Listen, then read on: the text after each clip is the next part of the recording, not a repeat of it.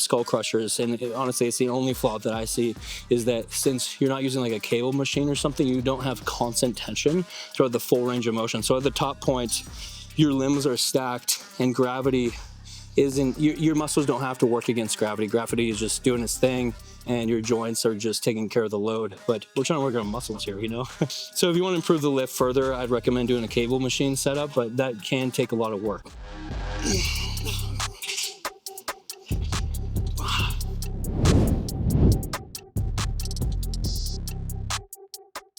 Today, I'm going to be performing a workout for the arms composed entirely of supersets.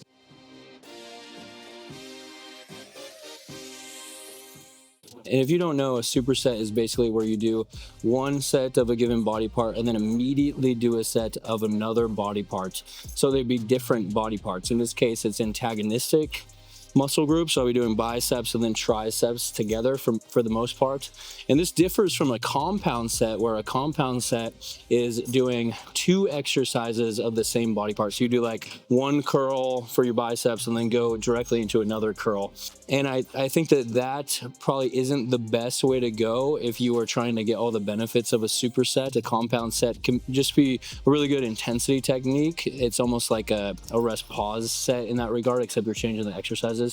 But where supersets shine is that you actually save about 40% of your workout when you are doing your sets in that fashion, and you actually see no loss in muscle growth, that is, excuse me, if you are doing it properly. So today I'm going to be showing you guys kind of like an average superset workout that you could do for your arms that I think is pretty good and science-based, and you can feel free to implement it or not.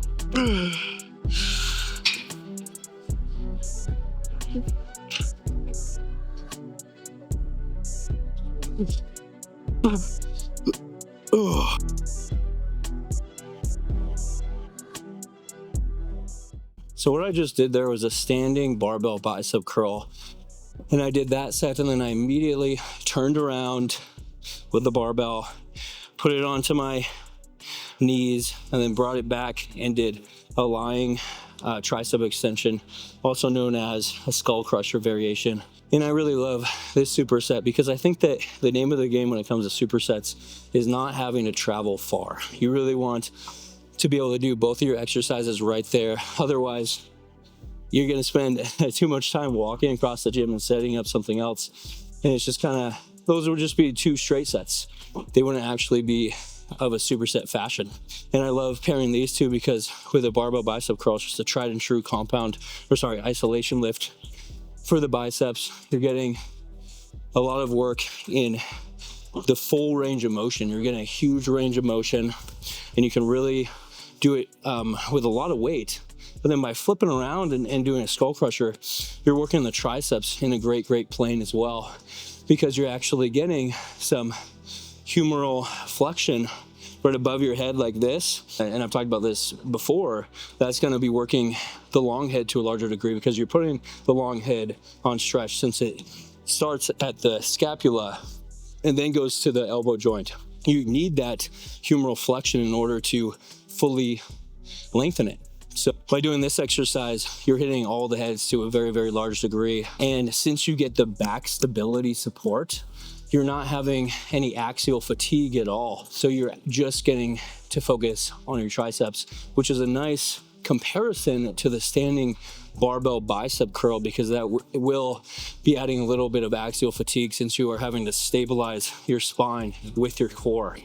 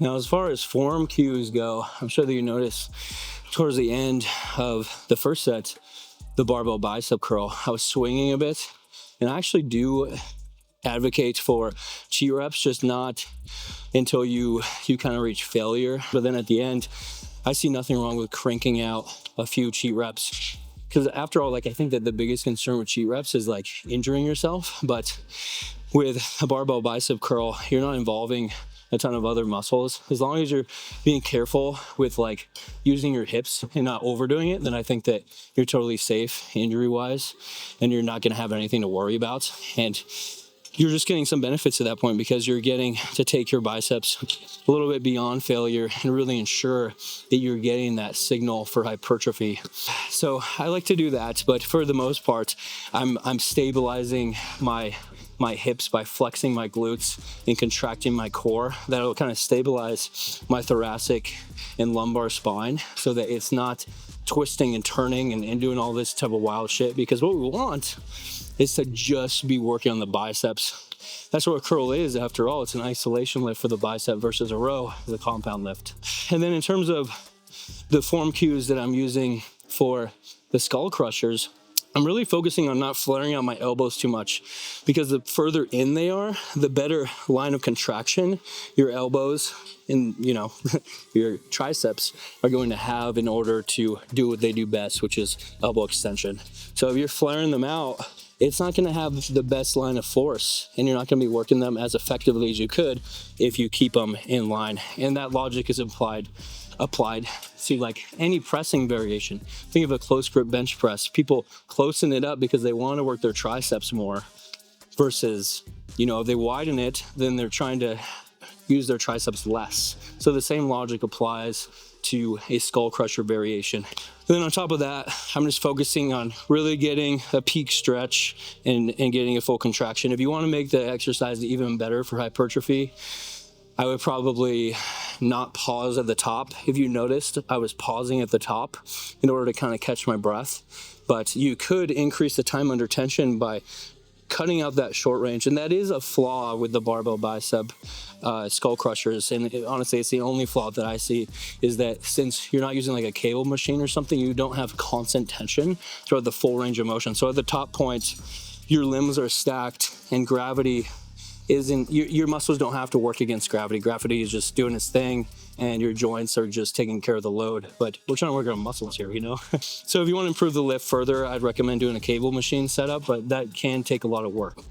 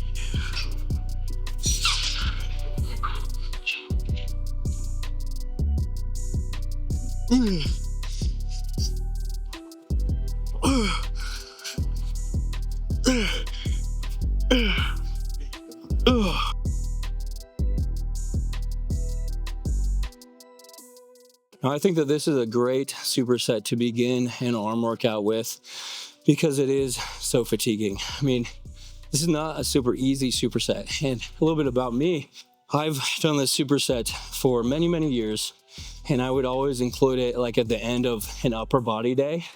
So I would have done like 3 or 4 pressing variations and pulling variations before I even got to arms. And then I would just kind of finish off with a superset. And by God, do not do that because I would not be strong with the curls or the extensions. And it would just kind of be like junk volume at that point, and it wasn't really worth it. So I think that if you're going to do a superset like this, you want to kind of isolate it on its own. You either want to start a workout with it or take a big break and let yourself recuperate before you hit it. And that's why I'm beginning this workout with a superset of this caliber. It requires a lot, and it really lends itself to going heavy. So I'm going relatively heavy. I'm giving it my all.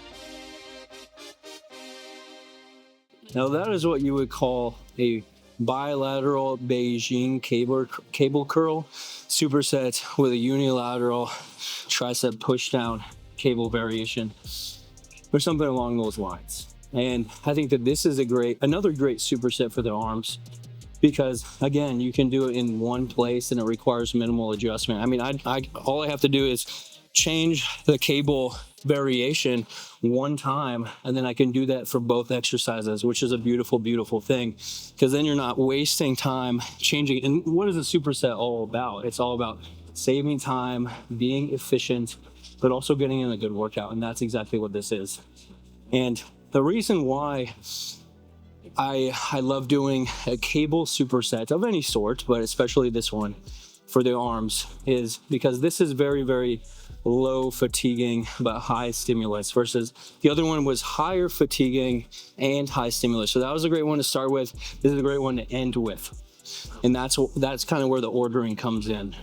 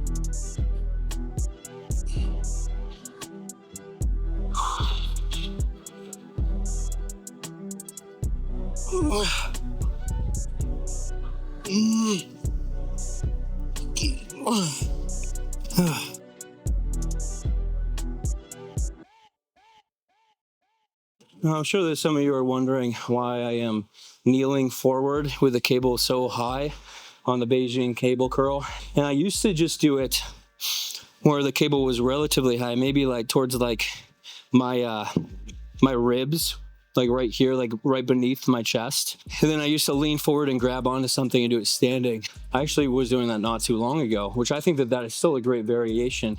But what really separates this variation from that one is, since the cables are so high and since you are so down below, there is never a point in the range of motion, especially in the lengthened range of motion, where you are not having to withstand some tension. There's always tension, since the cable is so high up that you never get to just, if the cable were right here and my arm was back like this, there would be no tension back here, there'd be none, because my arms are stacked and that's where the line of resistance is. But when it's up here and I'm down here, even when I'm fully lengthened out, fully stretched, I'm still having that cable pull me up. So there's constant tension. Never is there no tension in the range of motion, which I think is a beautiful thing. And the fact that the hardest point is during that lengthened, aka stretch position, that's exactly what you want for the most ideal growth. And then since I'm all the way down like this, I'm very, very stable too. And then I also just like doing it bilaterally to save time.